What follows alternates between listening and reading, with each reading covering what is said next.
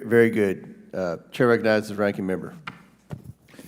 Thank you, Mr. Chairman. Mr. Sopko, thank you for your service as the Special Inspector General for the Afghan reconstruction and for the reports you've authored examining the factors that led to the collapse of the Afghan government and its security forces. Your work is critical also going forward, as you were just saying.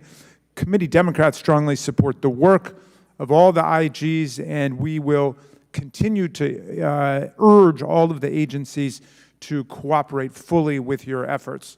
In your February 2023 report, you said there were 6 key short-term reasons for collapse of the Afghan armed forces, but the very first one that you cite was Donald Trump's decision to negotiate with the Taliban for a U.S. withdrawal, negotiations that excluded the Afghan government, and then to give the Taliban exactly what they wanted, which was the commitment of the U.S. to completely withdraw all U.S. and allied forces, as well as all contractors, and the April 2021 announcement following through on that agreement. You write about how this agreement between the Taliban and the Trump administration led the jubilant Taliban to declare victory on behalf of the entire Muslim and Mujahideen nation, how it destroyed morale within the Afghan military and security forces, and how it, quote, catalyzed the collapse of the government. Mr. Sopko, did President Trump's decision to negotiate directly with the Taliban and exclude President Ghani and the Afghan government from negotiations undermine the ability of the Afghan government to negotiate a stable peace agreement with the Taliban and to defend itself and the nation against Taliban military attack? As we say, this was one of many decisions, but you're correct. That decision itself undercut the morale of the average Afghan soldier and the average Afghan civilian. But the follow-up is, as we say in the report, we also say that the decision by the Biden administration to follow also added to that elimination of the morale of the average Afghan soldier to continue fighting. By following that path, I gotcha. Yes.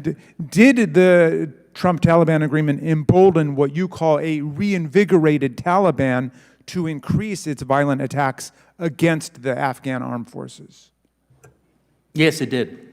It did. And if you talk to the Afghan generals and people who are on the ground, which we did, they'll tell you that that is exactly what happened. Well, one of the concessions that Trump made to the Taliban was allowing the release of 5,000 Taliban prisoners then being held by the Afghan government, including perpetrators of terrorist attacks, in return for the Taliban freeing, I believe it was 1,000 Afghan prisoners.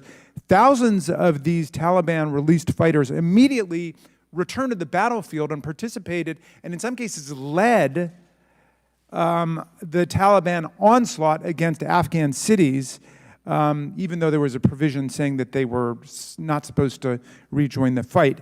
In September of 2021, after the fall of Kabul, former President Trump lied about this deal, saying, quote, the inept Afghan government led by corrupt President Ghani released 5,000 prisoners, not the Trump administration. We know this is a lie from the language of the Trump-Taliban agreement itself, which explicitly contemplated the release of, quote, up to 5,000 prisoners by March 10th, 2020. Moreover, your report establishes that the Trump administration actually pressured the Afghan government to agree to this condition.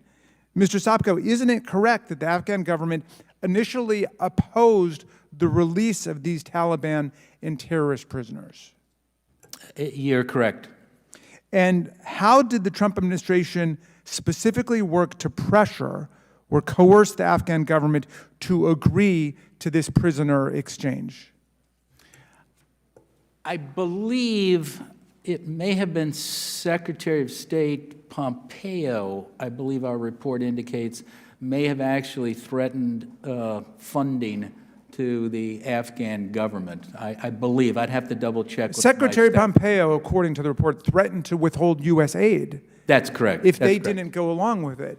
So just to get the picture straight, President Trump excludes the Afghan government from the negotiation, takes it upon himself to work directly with the Taliban, then negotiates a provision for the release of 5,000 Taliban fighters, including terrorists. The Afghan government opposes it, and in order to coerce them to go along with it, Secretary Pompeo says he'll withhold aid. The government goes along with it, and then the disaster ensues. Now, obviously, that infusion of thousands of new fighters didn't necessarily make the difference, but it certainly made a pretty big difference.